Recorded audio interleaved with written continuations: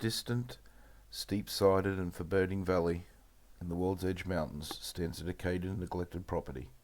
Abandoned and almost forgotten, this unwelcoming pile of stones is visited by no one save the mountain birds and the occasional misdirected and consequently rather miffed imperial messenger. It was not always so.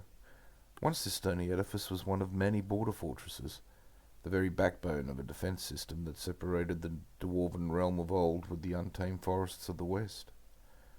Once the battlements of the fortress of Caraz Lumbar echoed to the angry chatter of steel and the sudden scream of iron upon iron. The dwarven realm was crumbling, and carrion of all kinds crowded in to squabble over the crumbs. One such crumb-picking crowd was the horde of bog-rot Stuntybane, a ragtag army of orcs and goblins supported by the giant Grimsmirk Danglejaw of Dog's Bottom Down.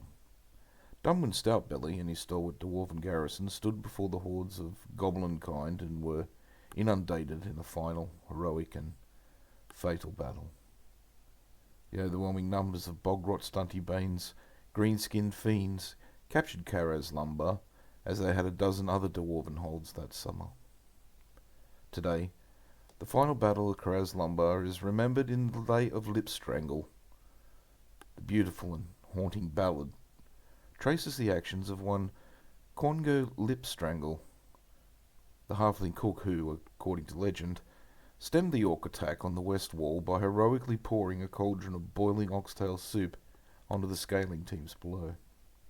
A memorial to the defenders now stands upon the spot where Dunwin Stoutbelly fell to the giant Grimsmirk Danglejaw. The moment is touchingly recalled in the lay. "Nay, hold, go back," thus spake the dwarf, "through all the smoke and fire. Avant, arrant, go home, naff off, depart or face my ire." Then Danglejaw surveyed the breach, and dragged his body through, espied the dwarf and judged his reach, then bit the poor fool in two.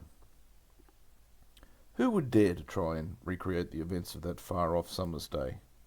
Certainly, we cannot be sure of the forces involved, for the garrison was wiped out completely, and the orcish counting system runs 1 to some lots. Nor can we really know what happened before the gate of Caraz Lumbar. The Lay of Lipstrangle was not composed until several decades later, and in the absence of eyewitness accounts, must remain a dubious source at best.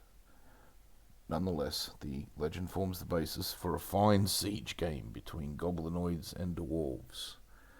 And that's what we will be doing next on Solo Oldhammer Gaming.